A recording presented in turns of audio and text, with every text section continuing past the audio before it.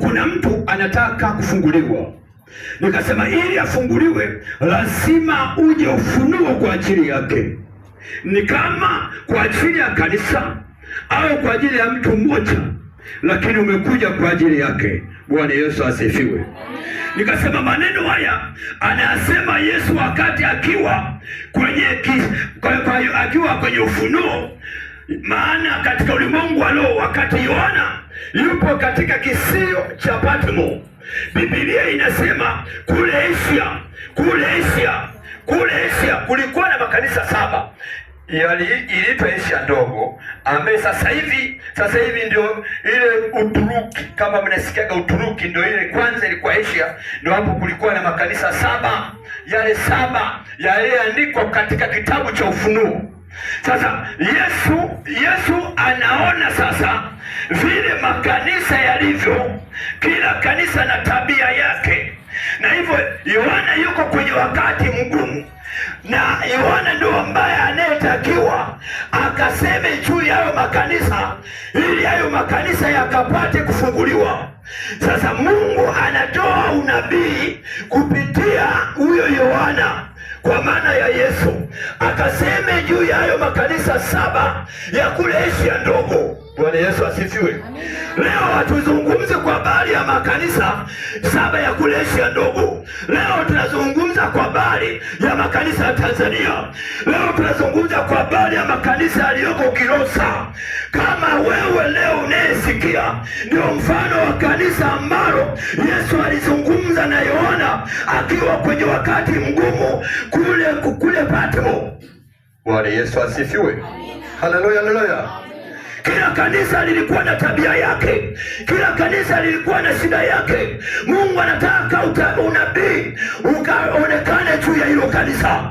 Mungu anataka unabii uonekane juu yako leo. Kama kuna namna yote ambayo ilikuwa ni namna yenye matatizo, ni namna yenye shida, umeteseka miaka mingi, sasa unabii umekuja leo kwa ajili yako. Sema amina, glory. Ufunuo unakuja, hauji kwa ajili ya kanisa lile ambalo Yohana amefunuliwa. Ufunuo unakuja kwa ajili yako leo, wewe mtu wa Kilosa, kwa sababu Mungu anaona kuna namna ambayo haiwezi ikawa vile unavyotaka kama ufunuo hujaja kwa ajili yako. Amina. Bwana Yesu asifiwe. Amina. Haleluya, haleluya. Katika kile kitabu cha Ufunuo sura ile ya 11 mstari ule wa 6, mstari mmoja tu hapa, tunataka kuona vile Mungu anazungumza. Tunataka kuona vile ufunuo umekuja kwa ajili ya mtu mmoja hapa leo.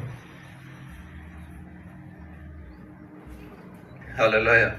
Kama Yesu aliwapa ufunuo wa kuambia kwamba uwezo wa kinabii waliokuwa nao wanaweza kugeuza hata hayo maji yakawa damu, alafu yanaweza yakawasaidia katika maisha yao pale ambapo wanapohitaji kufunguliwa, hayo maji yaliyobadilika kuwa damu yakawafungue. Leo wakageuze hayo maji. Anasema nimewapa amri ya kugeuza maji kuwa damu. Haleluya, haleluya. Mungu amekupa amri ya kugeuza maji kwa damu, na hiyo damu ikafungua ndoa yako. Sema amina. Na hiyo damu ikafungua uchumi wako. Sema amina. Na hiyo damu ikafungua watoto wako. Sema amina. Na hiyo damu ikakuponya magonjwa yaliyoshindikana. Sema amina. Hiyo damu ikatakasa nchi yako. Sema amina. Maana wa hiyo amri ambayo umepewa, ambayo imeweza kubadilisha hayo maji kwa damu katika ulimwengu wa roho, wachawi wakaone kwamba unapokwenda kuyatumia wasione maji ya kawaida, yakabadilisha maisha yako, yakabadilisha nyota yako, yakabadilisha akili yako, yakabadilisha future yako. Sema amina, glory.